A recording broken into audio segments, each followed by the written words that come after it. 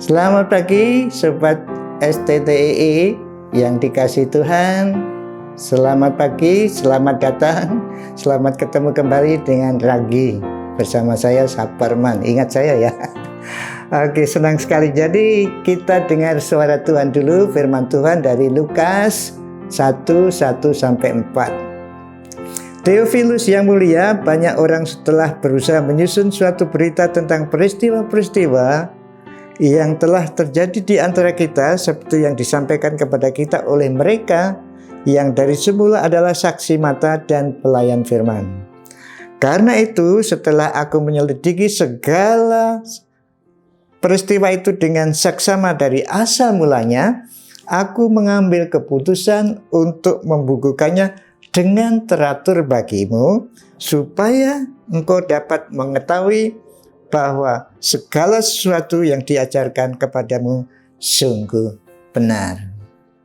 Ini nasihat yang kita dapat dari Lukas supaya kita menjadi pelayan yang handal. Yang pertama kita tahu, kenalilah pendengar yang Anda layani. Yang kedua, kuasailah pesan yang akan Bapak Ibu sampaikan. Dan yang ketiga, kabarkan dengan tujuan untuk perubahan hidup. Jadi tujuan dari pelayanan Bapak Ibu Saudara dan saya adalah perubahan hidup, supaya engkau dapat mengetahui bahwa segala sesuatu yang diajarkan kepadamu sungguh benar. Tujuannya jelas ya, ada kata supaya. Mengetahui, ini epignos, itu sebetulnya tahu bukan dari sudut akademik atau logika saja, tetapi supaya berpengalaman. Berarti berpengalaman Tuhan menjadikan adanya perubahan hidup. Supaya yang diajarkan itu sebetulnya kateketes atau apa itu seperti kata kesisasi itu ya. Jadi urut seperti itu. Lalu sungguh benar apa yang diajarkan, kamu berpengalaman akan kebenaran sehingga menjadikan perubahan. Bagaimana dengan pengajaran, tulisan, khotbah, renungan Bapak Ibu Saudara sekalian?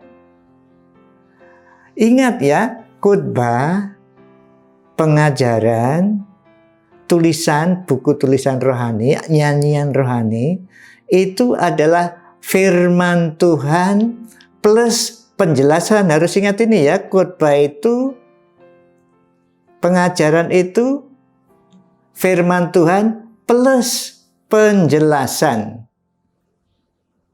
Firman Tuhannya 100% benar, tidak salah. Kalau ada yang kritik firman Tuhan, itu dosa besar, karena firman Tuhan itu benar. Tetapi kita harus sadar bahwa penjelasannya, jadi penjelasan Bapak mengenai firman Tuhan itu ada kemungkinan salah. Mari kita sadar, Bapak Ibu yang sudah melayani 20 tahun, coba khotbah Bapak Ibu yang pertama itu kira-kira seperti apa? Mungkin Bapak Ibu malu ya. Ya, jadi ingat firman plus pengajaran. Kalau pengajaran Bapak dikritik, ditentang, itu tidak masalah. Rasul Paulus pernah khotbah, itu di Berea ya. Orang Berea mengecek, betul enggak khotbah Paulus ini? Sesuai enggak dengan firman Tuhan? Jadi kalau dikritik, ditanggapi negatif, ya jangan tersinggung. Rasul Paulus saja dikritik atau dievaluasi. Jadi kita itu, jadi harus sadar itu. Oleh karena itu saudara, penjelasan memang bisa mengubah hidup, tetapi tak berpengalaman dengan Tuhan. Yang kita cari supaya pendengar kita adalah berpengalaman dengan Tuhan dan hidupnya berubah.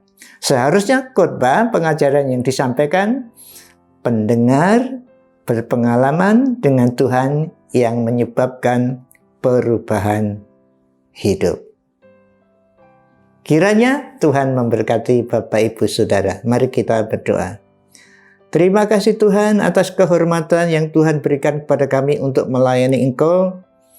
Kami tahu Tuhan bahwa rencanamu adalah supaya orang yang kami layani mengalami perubahan hidup karena persekutuan dengan Engkau. Jadikanlah kami pelayan-pelayan yang handal, yang kenal akan pendengar kami, orang yang kami layani, yang menguasai pesan yang kami sampaikan, pesan-Mu yang kami sampaikan kepada mereka, dan juga kami kabarkan supaya ada perubahan hidup karena berpengalaman dengan Engkau. Terima kasih Tuhan, dalam nama Tuhan Yesus. Amin. Selamat beraktivitas. Tuhan Yesus memberkati Bapak Ibu Saudara sekalian. Sampai berjumpa di lain kesempatan. Amin.